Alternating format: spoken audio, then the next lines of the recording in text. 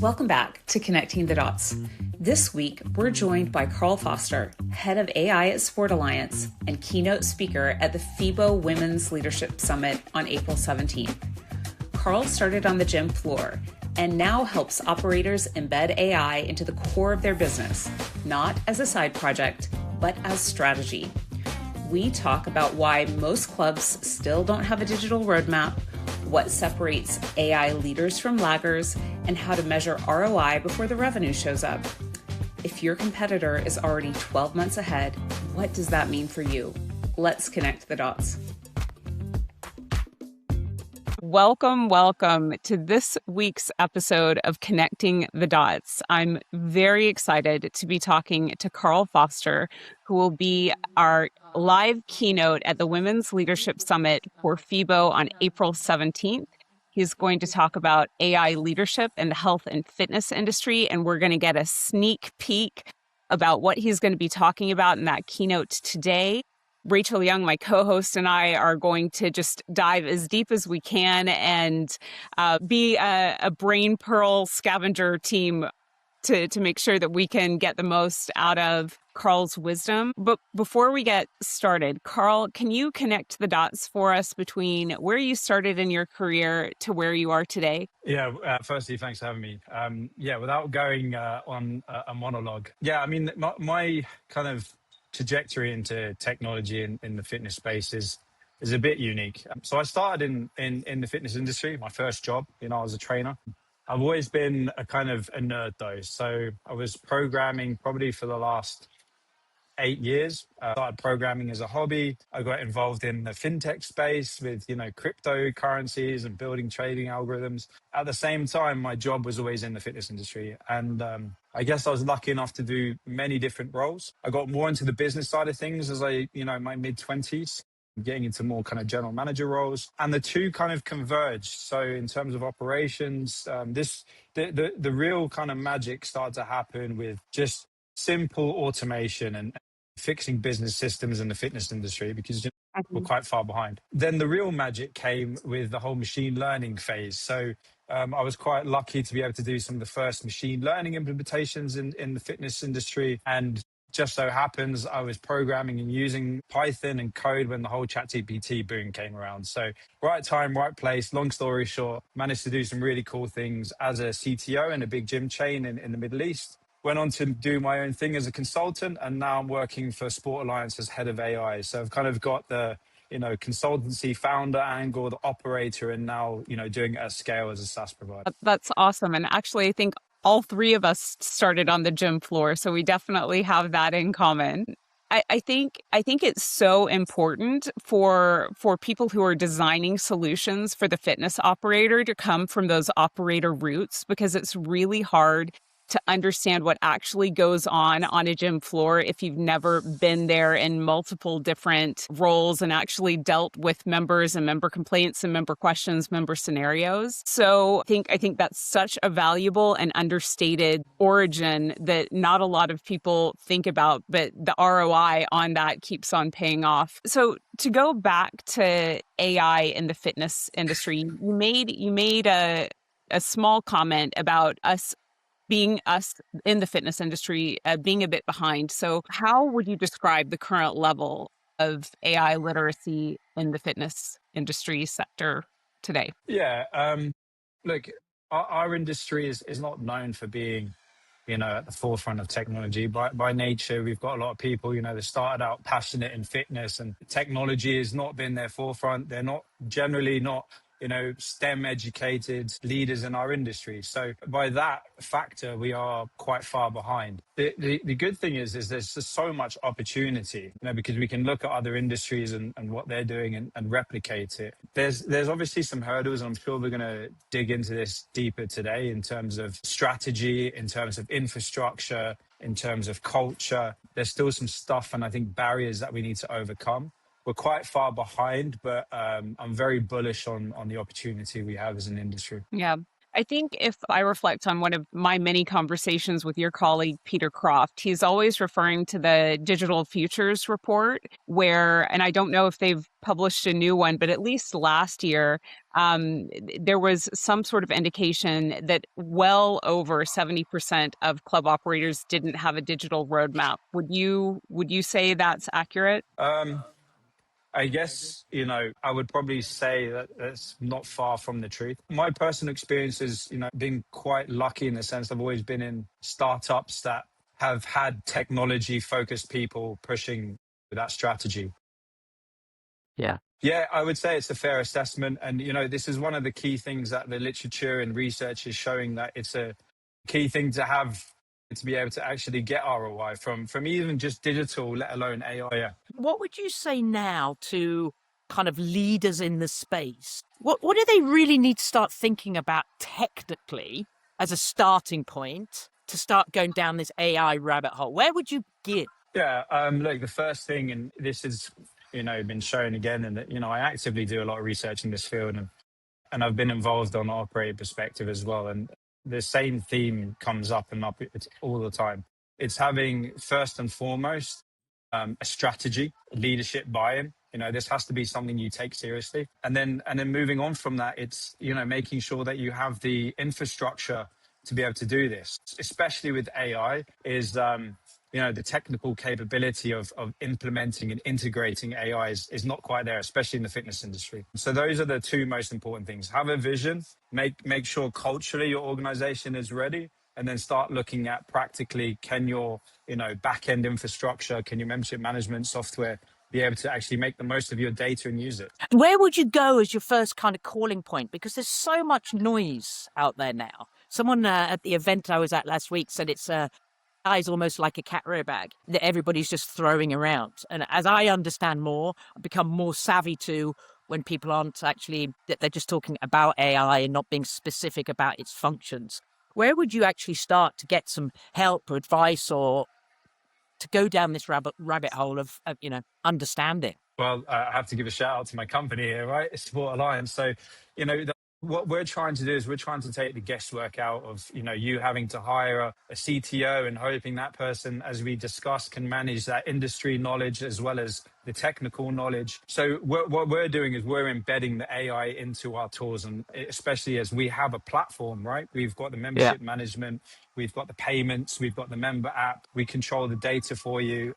So we're trying to do that. The first thing I would say is culturally look at how you can adapt, right? Starting from the top down, you can look internally how your team are using tools and how you can try and institutionalize that, making sure you have training, showing what the impacts can be if you start even using tools on a personal level.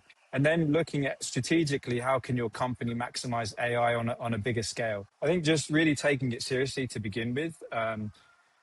Provisioning some resources for it. I know this comes up a lot. It's, this is a current theme, right? It's hard to track the return on investments. Convincing your CFO to invest in this technology is not so easy right now because it's very complex to track it. And having some, belief in implementing this now, taking a little bit of risk is I think going to be key. And time is a factor. Again, from experience, also the literature, if you're not moving now and you're not making those little compound wins and learnings, which are really important, I think you're going to fall behind. So it's just a case of starting to, wake up and take this seriously and figure out how to do it. And if you can't, speak to us because we'll do it for you. But you have a very, very sharp LinkedIn post where you're talking about leaders and laggards, and you've basically got a bit of a checklist that people can use as a self-assessment. And I'm gonna post that on the video version of the podcast so that people can see, and I'll link to it as well. The first point that you put on that post was that 69% of leaders started more than 1 year ago in their AI development.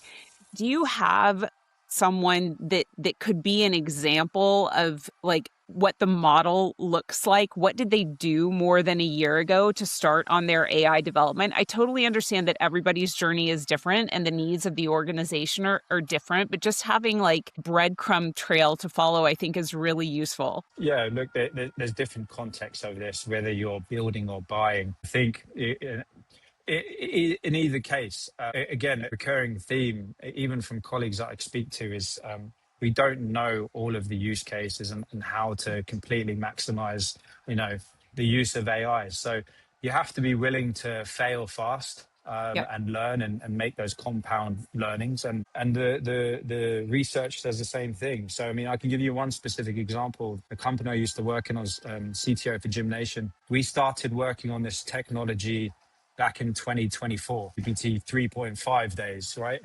We had no idea what we were doing, and a lot of what we were doing was, turned out to be nothing. But we learned so much early that we were the first out of the doors to do voice AI. We're the first to do agentic AI, the sales AI thing, which is still kind of a big value and a big use case for our industry. We did that stuff a long time ago, and I'm sure the guys now have gone even further with it. So, but it's because they started early and they learned early and they had those lessons.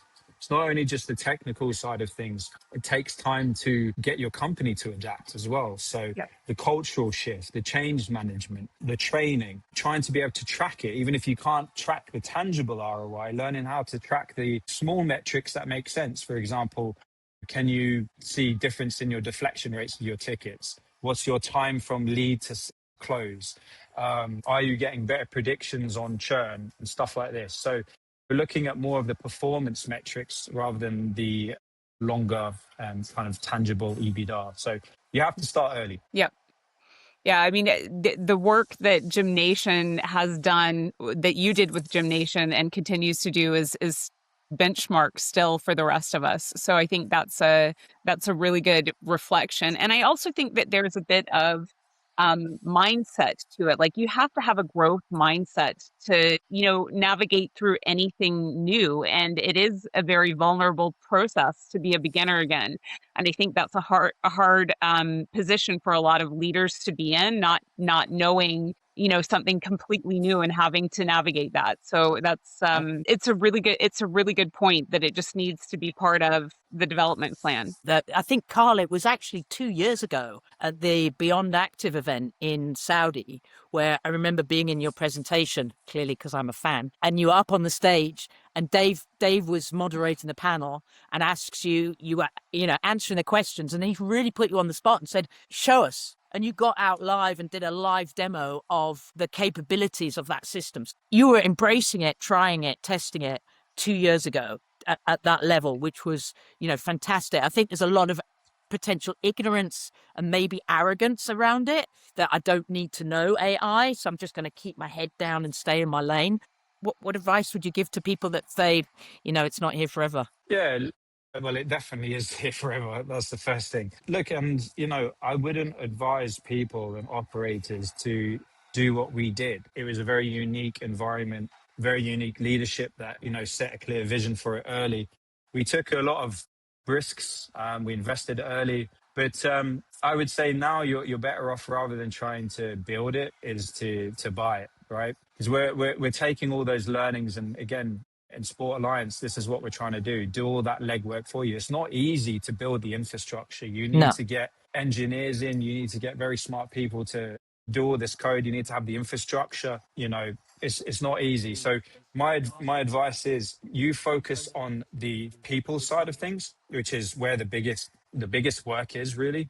How you can make sure you adapt to change, get your team ready, make a clear strategy. Again, the research shows that you need a defined roadmap to really kind of benefit from this. So, which is something, again, that we're doing in Sport Alliance. We've got a really, really exciting roadmap for 2026 and 2027 to really kind of give value to our clients. So my advice is, speak to someone like us, but it needs to be part of your strategy, because it's really not going anywhere. And again, I'm not trying to fearmonger, but I genuinely believe if you are not going to start implementing this or taking this seriously soon, and it doesn't have to be going, a good AI first company, but at least looking at potential little steps towards implementing AI and see how it can impact your business. Because if a competitor opens up next door to you and they are using AI in the same way that, perhaps, for example, Gymnation was, you're going to fall behind really quickly, because the output they're going to have is going to be far greater.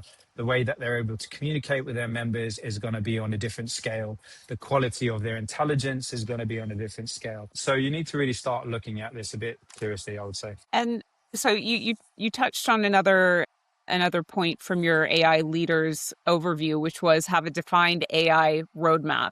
And then, your point is like focus on your core business, and if AI isn't part of your core business, outsource that roadmap. Am I paraphrasing that correctly? Like that's probably Yeah, the smartest thing for an operator to do. yeah. There's one thing to add to that. So, like, and I'm going to talk about this in the FIBO summit, so Women's Leadership Summit. So, you do need to look at the technical a little bit. Now, what do I mean by that? So, my framework is the following: buy a solution from someone like us, Sport Alliance, who have done all the legwork, who have the scale, who have the security, and can build it natively into your back end. You need to focus on change management. So, how your organization is going to adapt to this technology, because it's a very big change.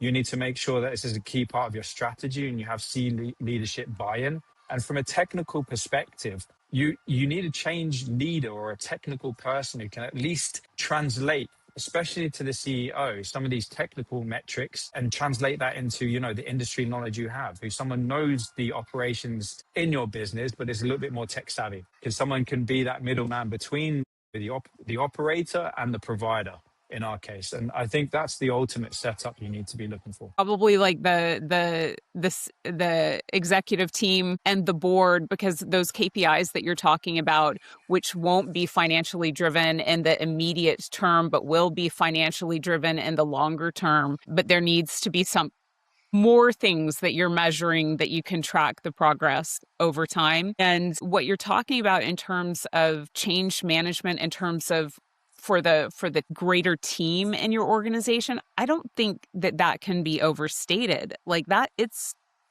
really big because of all of the almost fear mongering around AI is going to take your job.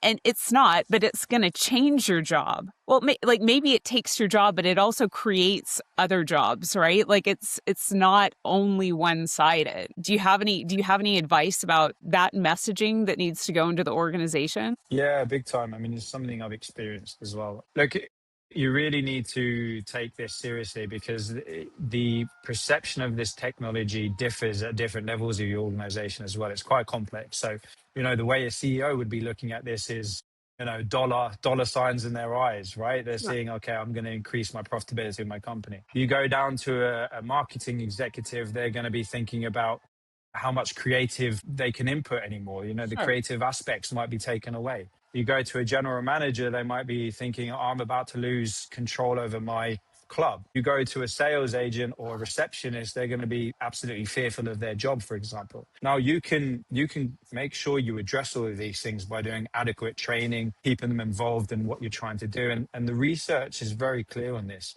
The organizations that are trying to maximize the opportunity on efficiency and adding value to their team are making way more profit and getting higher returns than the ones that are trying to, cut costs and lose, staff. So it's a serious thing to address. And if you don't address it, it will backfire. And there's one more thing, which I think a few people are overlooking. There's this thing called familiarity bias.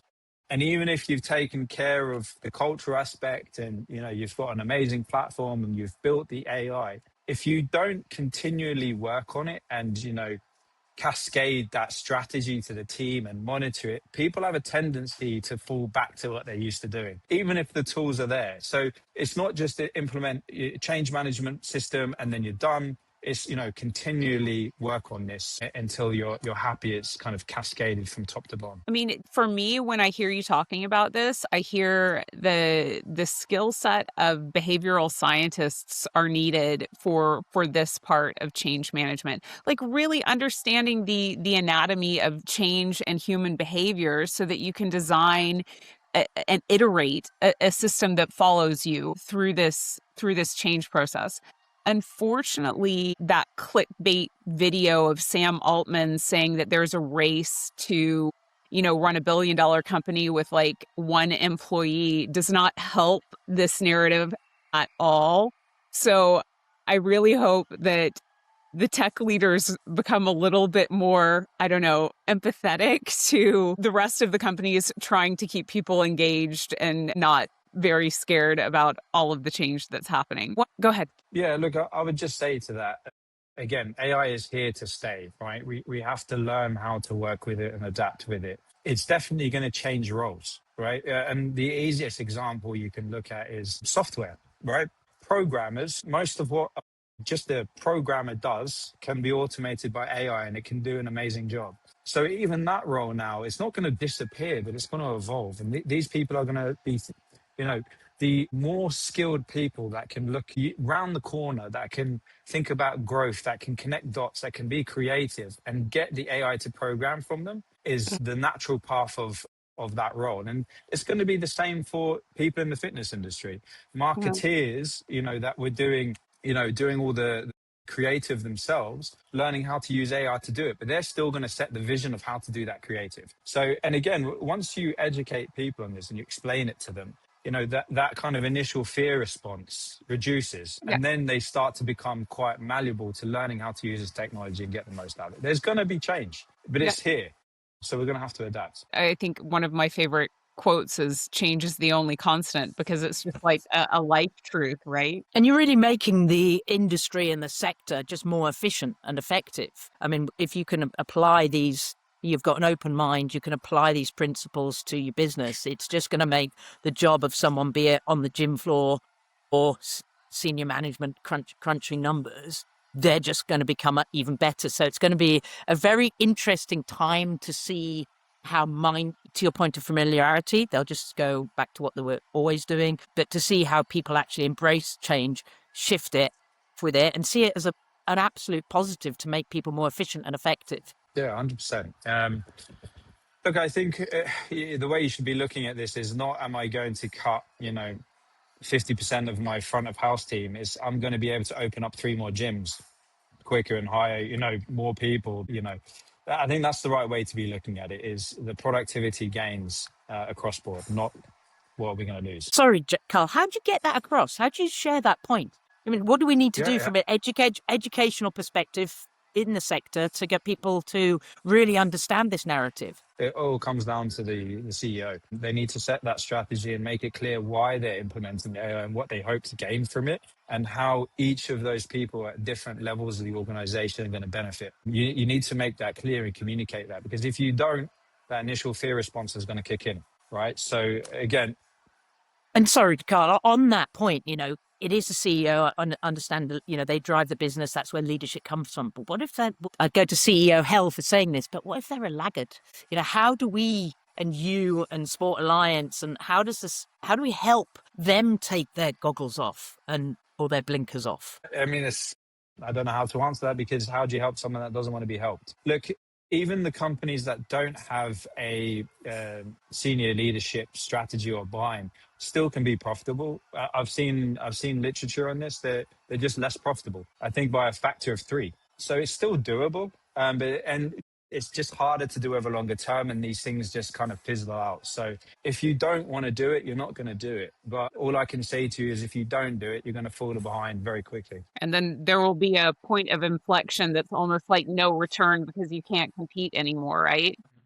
I think we're there. I think we're already there. There's a time factor to this. I pushed something on LinkedIn a couple of weeks ago, and it's something I'm going to talk about at the summit. But there's this famous Gartner hype cycle about this technology, and I think it maps quite nicely to where we are. There was a lot of hype initially. Now it's a little bit more doomsday stuff, people losing their jobs, the economy, and so on. And this is kind of human psychology. But the people that already started, looks like generally, when you look again at the research, it takes, a good 18 to 36 months to really see the value from this. So, if you started a year ago, you're only going to start to see these gains now. So how long do you want to wait? Because I think we're going to start to see a few companies really lift off in the fitness industry. We're seeing it already in different industries. We're always naturally a little bit behind on technology, but I think we're going to see that very soon. I think and to your J-shaped curve and how things are growing, we're going to see an awful lot of casualties as well. Yeah, so this is something interesting I've observed as well.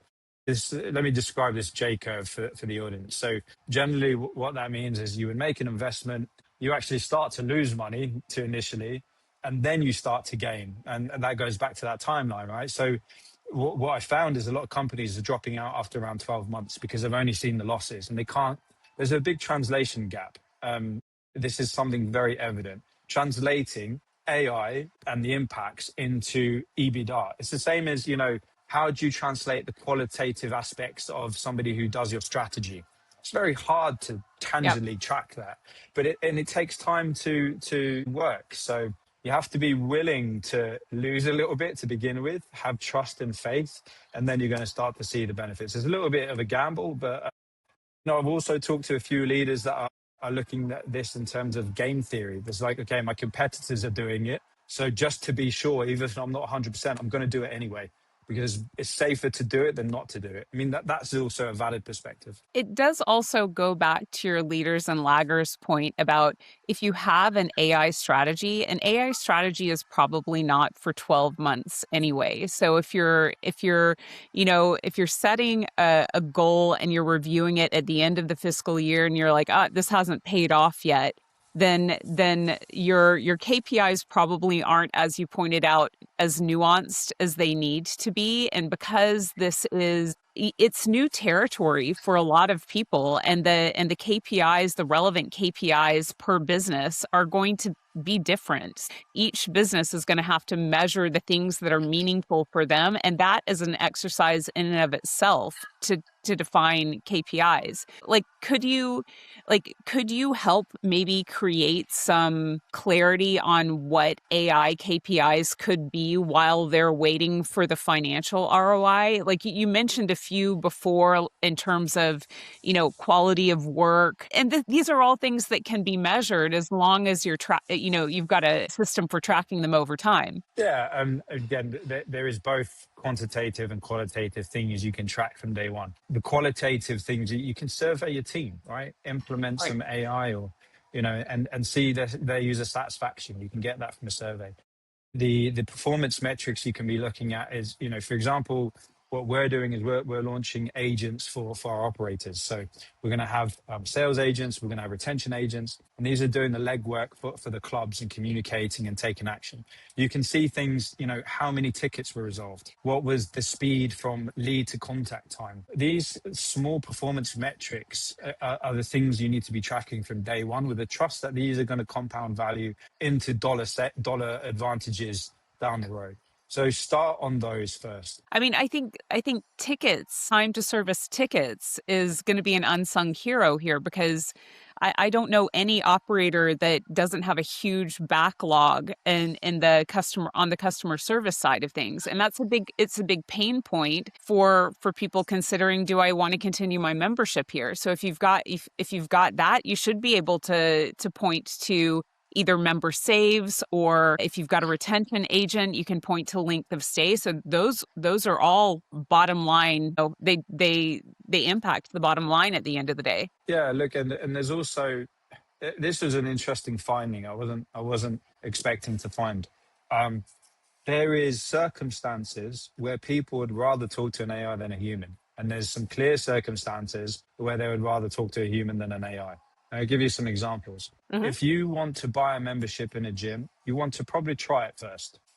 Before you've tried it, you don't want somebody, trying to sell to you. It might come across ingenuine. You just want to see it first and try it. Yeah. So we found that people that are actually talking to an AI, just to get that initial, trial done to see the gym, preferred it that way. When it comes to perhaps selling the membership, they actually want to talk to someone. Or an easy example to look at this is, if I want to freeze my membership, I don't necessarily want to have to talk with someone. I just want to freeze it as quickly as possible. If I have a complaint, I for sure want to talk to someone, right? Yeah. So it's also knowing when to use AI and how to use it to optimize your relationship with your customers. Yeah. Anytime that there could be a conflict or an objection, they want to talk to a machine. Anytime they need to be heard, they want to talk to a human. It totally makes sense. Like, I've sold membership at clubs. I think we probably all have.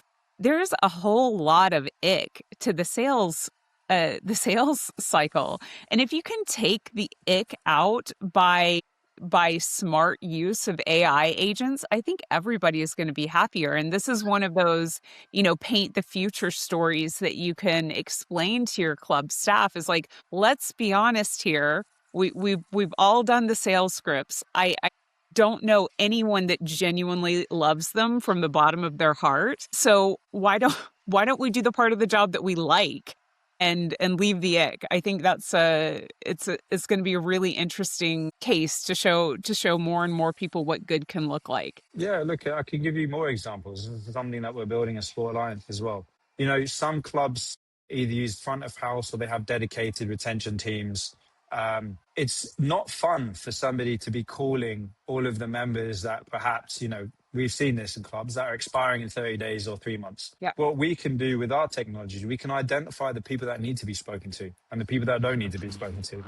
Right. And our AI can do that for you. So it's also from a retention agent, you know, we're talking about that level of employee. From their perspective, it's doing all the hard work for them. They get to talk to the right people. They don't have to go cold calling, you know, members, which nobody enjoys doing. Right. So even from their perspective, there's a lot of value. Cold calling, collection calling, like find me people who really like doing that. I it's like a challenge to the universe. I don't think they exist. Listening to you, Karl, and listening to you over the years, I think that what I've really understood, or where I'm at now, is this has to be embedded into the heart and soul of a club rather than like a project on the side. Like you were just saying, you know, it's not a 12-month project.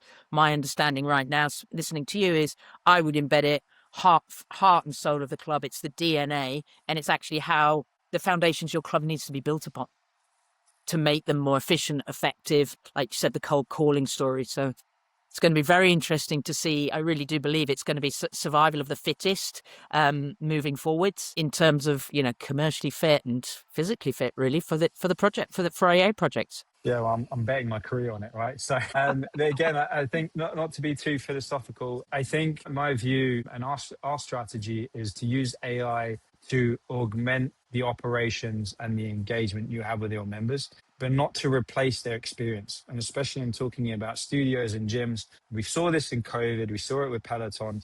People like to be around people and train in a club. That's why they go for the atmosphere. I think anybody who's trying to use AI to replace that or change that is not a good idea. So we're very much around using AI to help gyms maximize getting people to be with people. And that's really, I think, a key strategy for us. And it impacts in the right way, right? Like you've got major health crises due to inactivity. You've got loneliness crises that are happening around the world. And if you look at things like the turnover that an operator has in their staff, like this has been a problem perpetually through the entire course of my career. There's a huge amount of job satisfaction in many of the roles in the fitness club, and I think that, you know, it's because a lot of their job descriptions have a lot of ick in them,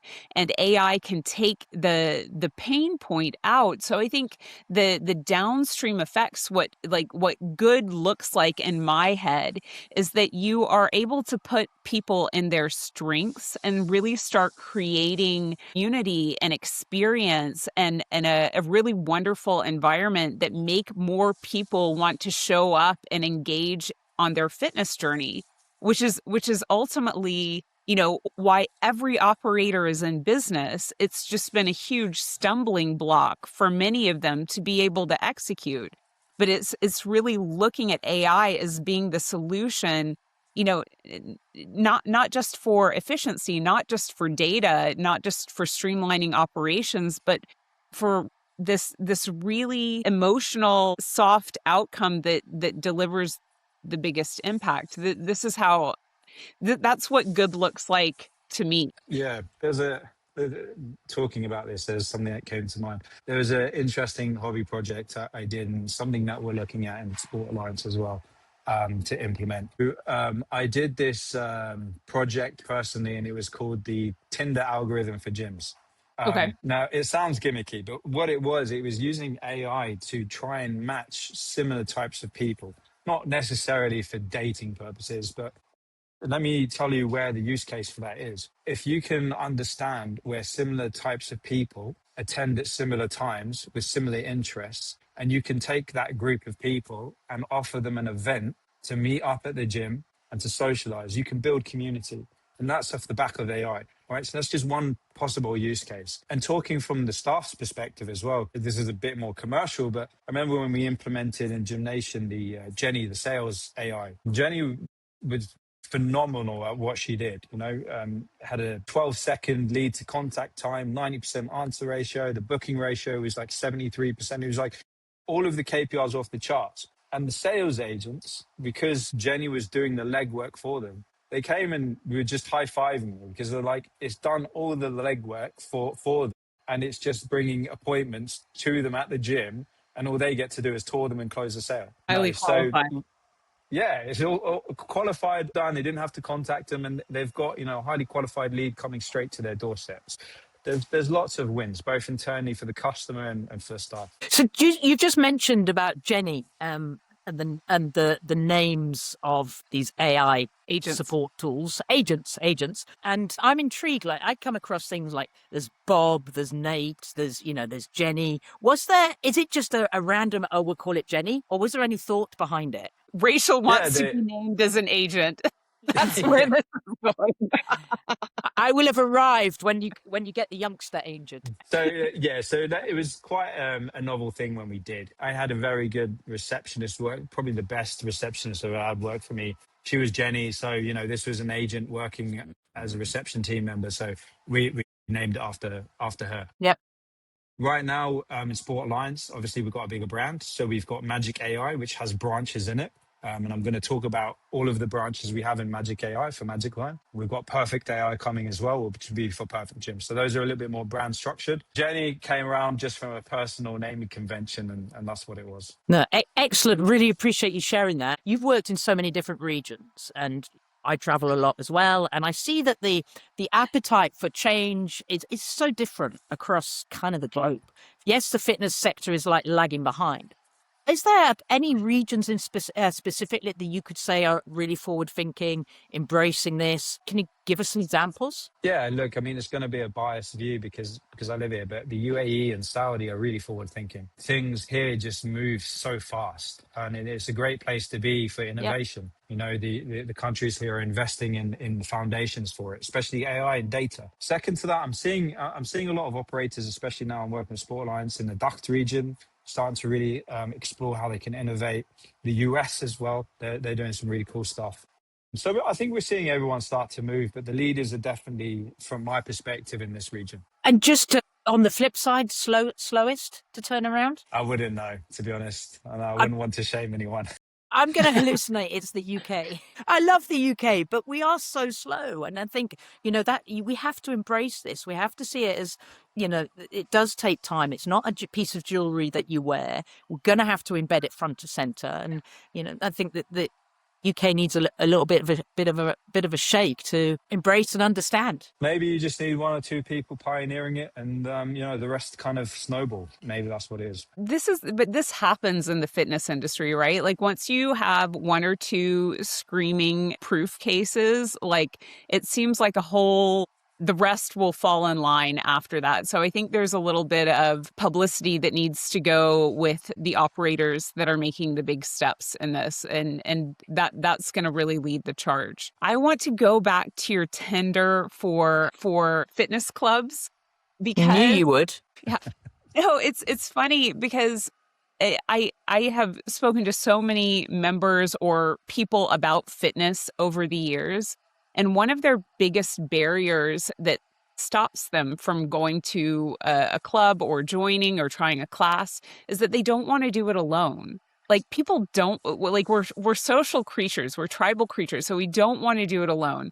So the idea that I think we first of all need to sell the idea that you might start alone, but you're not going to be alone for long because you find your people at the studio or at the gym. But if you could actually build this story arc with the explanation of how you're going to find the people at the gym, and that this is with your tender example, I think it lowers the barrier for a lot of people to try things out. Like there's a whole lot of fear that is just kind of bundled in the fitness journey for a lot of beginners or even people who are starting again, because you're confronted with your physical self and there's a lot of new information that's happening all at once. But if you can add that, the chance of building more friendships in another community, I think that's probably one of the strongest sales hooks that you could put in a fitness membership? Yeah, look, gym intimidation is a real thing, right? Yep.